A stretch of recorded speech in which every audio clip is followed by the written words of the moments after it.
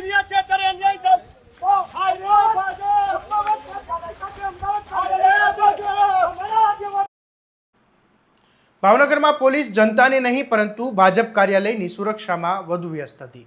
વિદ્યાર્થીઓના મુદ્દે પ્રદર્શન પહેલા જ ભાજપ કાર્યાલયને પોલીસ છાવણીમાં ફેરવી દેવામાં આવ્યું અને જ્યારે શાંતિપૂર્ણ વિરોધ કરવા પહોંચેલા કોંગ્રેસના નેતાઓ અને કાર્યકરોને અટકાવી દેવામાં આવ્યા। આખરે પોલીસ કાયદો અને વ્યવસ્થા જાળવી રહી હતી કે પછી એક રાજકીય પક્ષના કાર્યાલયની સુરક્ષા કરી રહી હતી। કોંગ્રેસે આરોપ લગાવ્યા છે। કોંગ્રેસના આરોપને લઈને હવે ભાવનગરનું રાજકારણ ગરમાયું છે। શું છે સમગ્ર મામલો, આવો વિગતે વાત કરીએ આ અહેવાલમાં।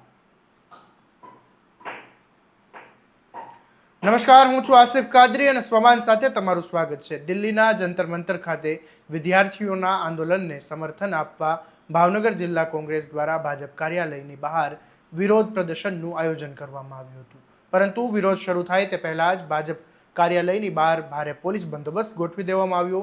સ્થળ પર ડીવાયએસપી થી લઈને વિવિધ પોલીસ સ્ટેશનના પીઆઈ, ટ્રાફિક વિભાગ, એલસીબી, મહિલા પોલીસ તેમજ સાદા ડ્રેસમાં પોલીસ કર્મચારીઓ પણ તૈનાત કરવામાં આવ્યા હતા।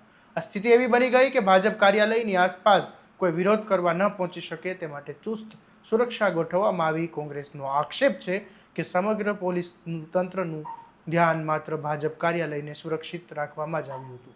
કોંગ્રેસે વધુમાં આરોપ લગાવ્યો કે સામાન્ય નાગરિકોના પ્રશ્નના સમયે પોલીસ ઘણી વખત સમયસર દેખાતી પણ નથી, પરંતુ ભાજપના કાર્યાલયની સામે વિરોધ ન થાય તે માટે તંત્ર અસાધારણ સતર્કતા દાખવીને કોંગ્રેસના નેતાઓએ એવો પણ દાવો કર્યો કે વિરોધ શરૂ થાય તે પહેલા જ ભાજપના આગેવાનોએ કાર્યાલયને છોડીને નીકળી ગયા હતા અને ત્યારબાદ સમગ્ર પરિસ્થિતિ સંભાળવાની જવાબદારી પોલીસ પર છોડી દેવામાં આવી હતી અને વિરોધ પ્રદર્શન શરૂ થતાં જ પોલીસે કોંગ્રેસના નેતાઓ અને કાર્યકરોની અટકાયત કરી હતી। ત્યારબાદ તમામને પોલીસ વાહનોમાં બેસાડીને સ્થળ પરથી ખસેડવામાં આવ્યા। કોંગ્રેસનું કહેવું છે કે ભારતનું બંધારણ દરેક નાગરિકને શાંતિપૂર્ણ વિરોધ કરવાનો અધિકાર આપે છે, પરંતુ ભાવનગરમાં વિરોધ શરૂ થાય તે પહેલા જ પોલીસ દ્વારા કાર્યવાહી કરીને લોકશાહીના અધિકારોને દબાવવાનો પ્રયાસ કરવામાં આવ્યો। જો કે સમગ્ર મામલે પોલીસ વિભાગ તરફથી આ કાર્યવાહી કાયદો અને વ્યવસ્થા જાળવવાના હેતુથી કરવામાં આવી હોવાનું માનવામાં આવે છે।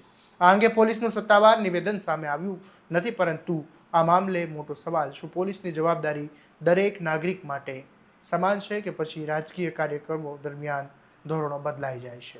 આ ચર્ચા હવે ભાવનગરથી ગાંધીનગર સુધી પહોંચે તેવી શક્યતાઓ સેવાઈ રહી છે। ત્યારે આ મામલે તમારું શું કહેવું છે અમને કોમેન્ટ બોક્સમાં જરૂરથી જણાવજો અને આવા જ દરેક અપડેટ માટે તમારા સ્વમાનને ફોલો, સબસ્ક્રાઇબ કરવાનું ભૂલતા નહીં। નમસ્કાર।